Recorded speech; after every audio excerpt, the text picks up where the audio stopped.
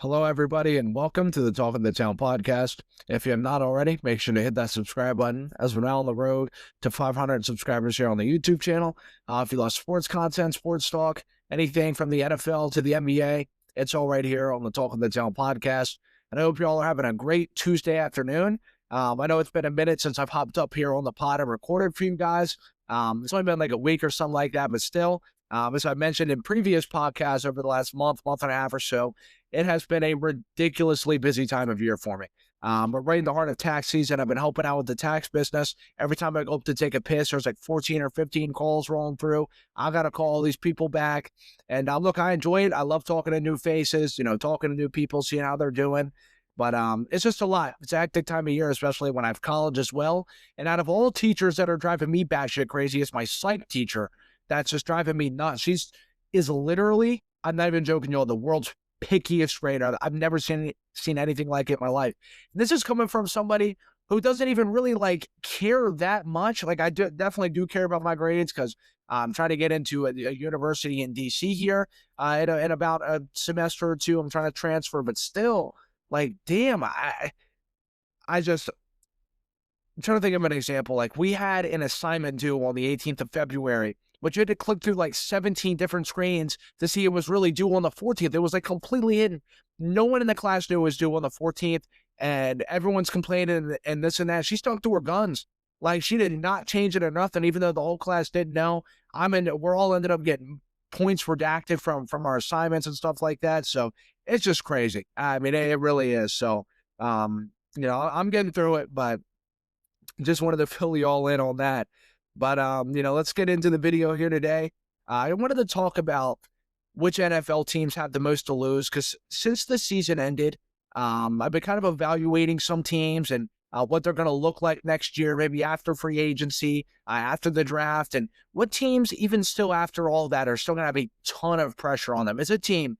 Now, it's different from Buffalo or Baltimore to me. I do still think those teams have a lot to lose, but I think they have more to lose in terms of Josh Allen and Lamar Jackson's individual legacy each.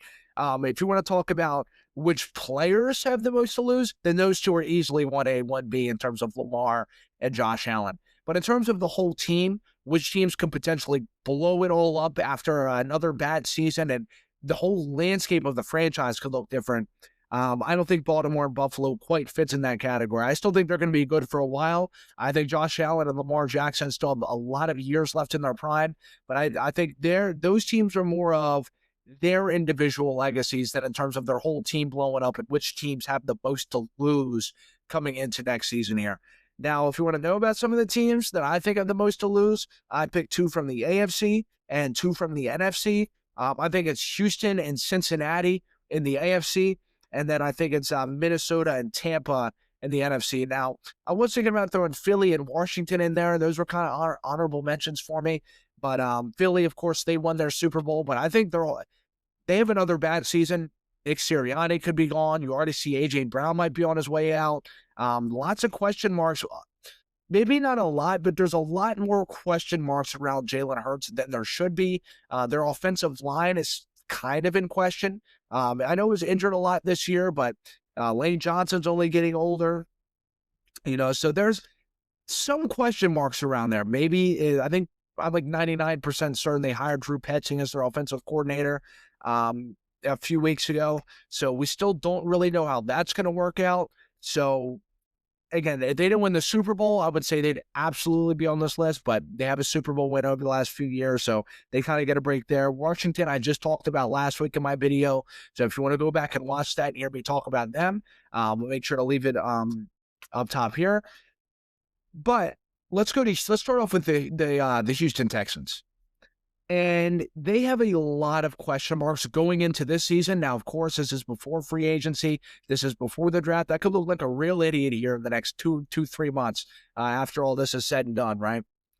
But I still think even though when they have it all patched up, all fixed up, their holes, their offensive line is obviously their biggest one. This team still has a lot in question at the most important position, and that's their quarterback position. C.J. Stroud has regressed every year, and there's one position you do not want to have a question mark going into for next season and in the future in general, any season. is the quarterback position. And CJ Stroud is in a bit of a bind there in Houston right now. And I don't necessarily trust the Houston Texans right now going into the offseason. They just traded Titus Howard yesterday on one of their better offensive linemen. And to me, I think one of, if not the worst offensive line in the league. Maybe not quite as bad as like Tennessee's or quite as bad as, what team was I just thinking of? I don't know, it'll come back to me, but you guys get what I'm saying. But they are a bottom tier unit in the league. And CJ Stroud, it's not all his fault, but I don't necessarily know if I trust them in the draft. Now, they said they're going to go heavy in the draft at the offensive line position. Obviously, their defense is fine, but if I was them, which they said they are, they're going to go O-line, O-line, O-line in the draft. I think that's a team who's going to be in high contention for Tyler Linderbaum. Apparently, Linderbaum and the Ravens are not really connecting in terms of a contract. They offered him a shitload of money. But I think if he goes out into free agency, there's going to be teams offering him more, and I think he knows that. And I think the Houston Texans are going to be one of those teams. If not, they need to be all over that. They need to literally be all over that, saying, hey, we'll do anything it takes to get you here. And to be honest with you, I'm not the biggest fan of Nick Caserio. I know a lot of people love him. Look, the defense is great. They've drafted great skill positions in terms of the defense. But I don't really know if I trust him. Last year, they knew they needed their O-line fixed, and they went out and drafted 2 receivers. They traded back and drafted 2 receivers with their first 2 picks. And the O-line was a thing of need. They traded away Laramie Tunsil. They signed Cam Robinson, who I don't even think ended up working out there anyway. So it was a bit of a disaster there in Houston to start it off. They see a lot of these sports guys, Colin Cowherd, some of these other guys I watch, they see Nick Caserio as like Jesus. I'm going to be honest with you. The Houston Texans franchise in general, this seems like kind of like a pattern, and it seems like it could be potentially heading in that direction of they're good, and they have a really good-looking future for about 3 to 4 years of they're dominant on the defensive side of the ball. They have a really good quarterback, and then they get 3 or 4 years in, and it falls apart again. J.J. Watt, Deshaun Watson, when they had Matt Schaub, they were good there for about 3 or 4 years. Then it literally completely fell apart. And the same happened with Deshaun Watson a few years ago. They were good for about 3 or 4 years. They made the playoffs a few times, got some playoff wins. Then it just collapsed. And I know Deshaun Watson had that crazy situation with the massage therapist or whatever. You can't really judge them for that. I mean, that's more of a Deshaun Watson issue. But still, nonetheless, it always seems like these things pop up, and it just turns into be a disaster after 3 to 4 years for the Houston Texans, and it's kind of trending in that direction. They get C.J. Stroud, they get Will Anderson, they have Danielle Hunter, they have a really good defense, a really good coach I like, but they don't focus on the O-line. Now their quarterback position is in question. Maybe after this season, if it's another disappointing outing, they may not sign C.J. Stroud. They may be going into quarterback purgatory and wasting the prime years of Will Anderson. This is all a possibility. C.J. Stroud has to have a good year this year. Now, was this year all his fault? Absolutely not. He dealt through injuries, which was due to his O-line being so bad. In the playoffs, people have been really bashing C.J. Stroud. He had a really bad performance against New England, but I don't care who you put back there with that O-line. I think you could throw just about any quarterback in the league right there. They're throwing at least 2 interceptions in that game with that O-line. That O-line was absolutely atrocious in that game. Now, that Pats defense was fantastic for the entire playoffs. It really got them to the Super Bowl because their offense wasn't great. Their defense was just that good. And I don't blame all of it on Stroud, but Stroud has a lot of pressure on him this year. He's regressed every year. Can C.J. Stroud live up to the pressure that he has on him right now of keeping his job in Houston, of potentially signing a $200+ million contract, set him up and the next generations and his family for the rest of his life and their lives? I mean, it is huge right now for him. There's a lot of pressure on him, a lot of pressure on the organization to make things right. And around this time, when the organization is been in good shape, they have a couple of consecutive playoff appearances. it all of a sudden kind of turns to shit. It kind of seems like it's heading in that same pattern. Now, again, this is before free agency, before the draft. If they can go and really, really hit on the O-line, maybe they do go and sign Linderbaum, which I think they're going to be a big contender for, especially with them trading away their best offensive lineman and Titus Howard. I think they're looking at really bolstering that O-line. And if they do that, they don't need much help on defense, if any at all. Their defense is fantastic. I think between them and Seattle, it's a 1A and 1B in terms of the best scheme defense and the best players on defense. Their pass rush is ferocious. Their division's going to be better, though. And that's the thing. I think when Daniel Jones comes back, I think they're still going to be really good. I think the Jacksonville Jaguars are only going to get better. And I think Tennessee, especially with them having the most cap space in free agency, and hiring Robert Saleh, which I really liked. He was one of my favorite hires during the entire coaching cycle there. I really liked Robert Saleh. That seems going to be a step up from what they've been over the last few years. Now, whether or not that is a 6-win team or something like that, I still don't think they're going to be great, but I think they'll be a lot more competitive compared to what they've been in the past. So Houston, I hope they don't repeat this cycle. I don't want any team to be bad. I love when teams are competitive in the NFL, but it looks like it could be trending in that direction. And like I mentioned before with Nick Caserio, he loves skill position guys. He has mentioned, though, he is going all in on the O-line this year, which is good. They have a lot of draft picks. I think they're not drafting low, but they're also not drafting they're drafting like maybe 24th, 25th or something like that. So they should be able to snag a pretty good offensive lineman. There are some good ones coming out here in free agency. So we will see. Again, maybe you're watching this a month from now and they signed Linderbaum, they went and traded for Trent Williams because the 49ers didn't want him anymore. And I look like a real asshole. Maybe that's the case. But as of right now, this team has a lot, because I think it could get real ugly without C.J. Stroud. If they have a bad year, they go 8-9, miss the playoffs, they don't end up extending him. I just think any team that has a great defense, you see it with Cleveland. They're in quarterback purgatory like no tomorrow. And maybe Shedeur Sanders turns out being the guy. Maybe someone in 2 years ends up being the guy. But they're constantly in quarterback purgatory. They have a fantastic defense, but have nothing to show for because their offense is so bad because they can't find the quarterback position at all. So we'll see. Cleveland also can't get the O-line right, just like Houston right now. So we'll see, but it could get really ugly in the future for Houston. Cincy, moving into them, they're also in a really weird position as well, because we've seen Joe Burrow over the last few months of does he really want to be there or no? And some people have even contemplated him kind of having like an Andrew Luck career and maybe potentially having an early retirement. We don't know. His mood has been really weird. Look, I think he'll be fine. Again, just like Houston, they have to bolster up their O-line. Joe Burrow gets beat to death. But crazily enough, more important than their O-line, they have to do something about their defense. I'm not going to lie. I watched him this year. I think Shamar Stewart is going to be a bust. I don't think he was good coming out of college. I think they reached for him. I think it was one of those picks I was like, hey, we are heavily relying on maybe developing this guy. Maybe he does turn out to be the guy there. If he can turn out to be an 8-9 sack guy, I think they found something, but he was pretty abysmal to watch over this season. I know he was injured for parts of it. They had that whole contract dispute going into the offseason last year, and he just did not live up to that at all. And I think that is a massive red flag for a player you draft in the first round that wasn't even that good in college in the first place. You kind of just rely on his measurables, and then he comes down and sucks. And he's kind of a cancer in the locker room. So I just think in terms of them having the most to lose, and by the most to lose, I mean Joe Burrow.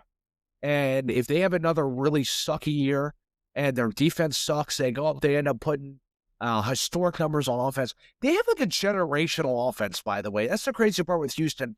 I know Burrow's been injured, but even when he's in there the last few years, they haven't made the playoffs. He was in there the entirety of last season. They didn't make the playoffs because their defense is so bad. They're wasting a literal generational offense on terrible defense. Cincinnati, look, there's an organization I don't trust to spend the money to make their defense right. It's Cincinnati. They are cheap as hell. They've always been like that. Even back before the Marvin Lewis days, Marvin Lewis had to come in and be like, hey, we're getting ourselves what's the word I'm trying to think of? A facility some sort of practice facility, because they're out there going and practicing on high school fields and community college teams. I mean, because they were so cheap because they didn't want to spend the money on it. They've always been cheap. So if they don't go out and they don't get this defense right and even some of their O-line right, this team has some major issues. You could maybe potentially see Joe Burrow forcing his way out of there. And if Joe Burrow goes, Jamar Chase is going to want out of there, right? So you're going to have this whole debacle. You're going to have a shitty defense.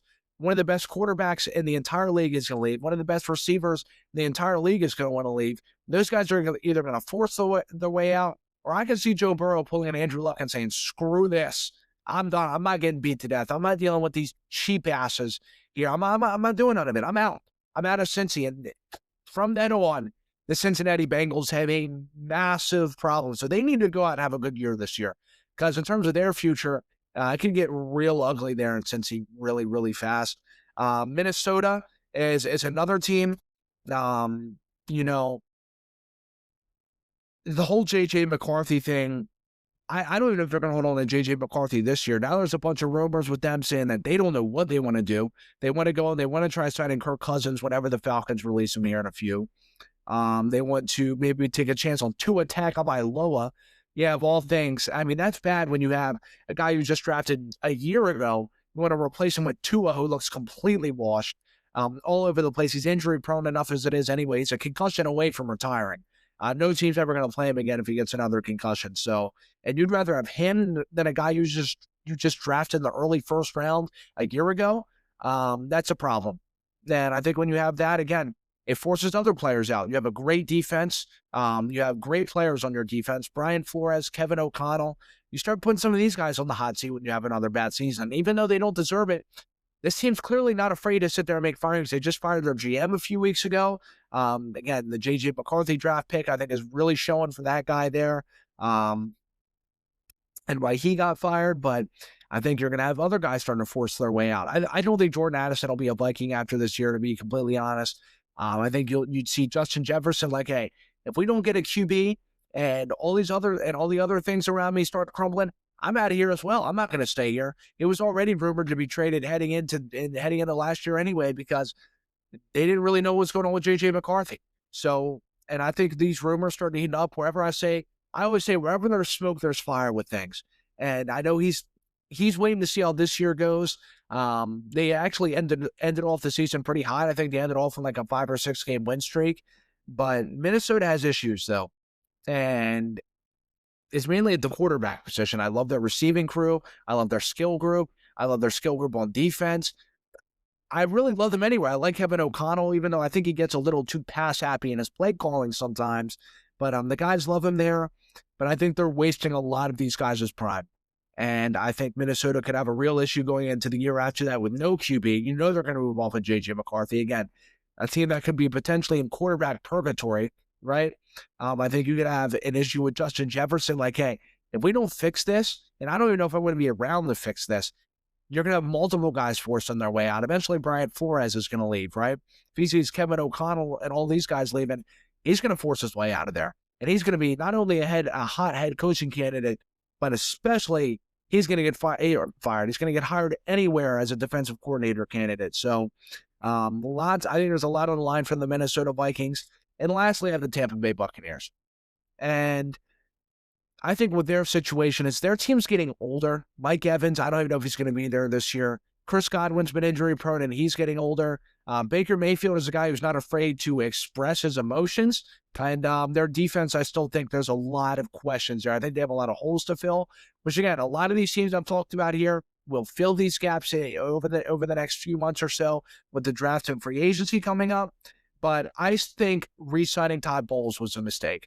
I think you had a pretty elite head coaching cycle out of nowhere. I mean, these guys, you got guys getting fired. You got guys all of a sudden now on the block for one to be head coach. This year's head coaching cycle, which was supposed to be seen as pretty weak, especially compared to last year, was one of the best ones we've seen in a while. I mean, comparable to last year with Ben Johnson, Vrabel, those guys. This head coaching cycle was pretty elite. And there was a lot of guys still there. Tampa would have been a highly sought after job. And you go and re-sign Todd Bowles. I don't necessarily agree with it. I think you should have went and got another coach.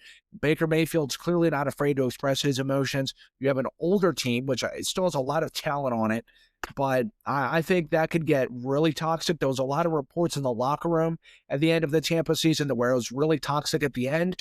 And I think you bring back Todd Bowles a lot. I think a lot of the players, including the fan base, including myself, was expecting him to be fired. So just surprising there. I don't necessarily know why they did that, but I think you could have a lot of players potentially retiring, moving on. Todd Bowles isn't going to be there, and I think you're going to have a problem potentially replacing him in the future. So I think it's going to be a sought-after job, but it's not easy to get good head coaches. It's not. You had an elite cycle and one chance to do it, and they didn't. So, again, kind of a bit of a concern for me there. So that's all I got today, y'all. I hope y'all enjoyed the pod. And as per usual, y'all take it easy. I'll see y'all in the next one.